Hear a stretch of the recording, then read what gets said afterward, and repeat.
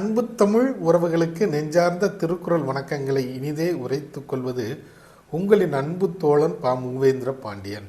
இன்றைய பொழுதில் நாம் நாளொரு திருக்குறள் வரிசையில் பொருட்பாலில் 88வது அதிகாரமாக உள்ள பகைத்திறம் தெரிதல் என்ற அதிகார தலைப்பின் கீழ் அமையப்பெற்ற 879வது திருக்குறளை பற்றி இன்று நாம் அறியப் போகின்றோம்.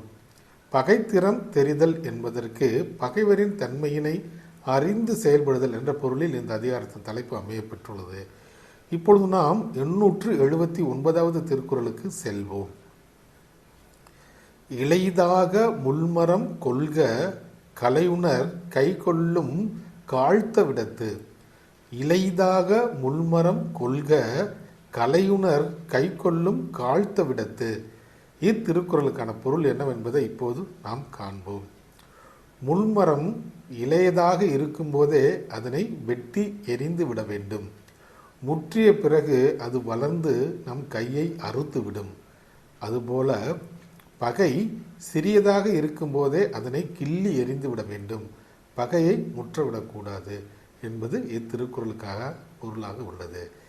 மீண்டும் பொருள்: முள்மரம் இளையதாக இருக்கும்போதே வெட்டி எரிந்து விட வேண்டும். வளர்ந்த பிறகு அது நம் கையை அறுத்துவிடும். அதுபோல பகை சிறியதாக இருக்கும்போதே அதனை கிள்ளி எரிந்து விட வேண்டும். பகையை முற்றவிடக்கூடாது என்பது இத்திருக்குறளுக்கான பொருளாக உள்ளது.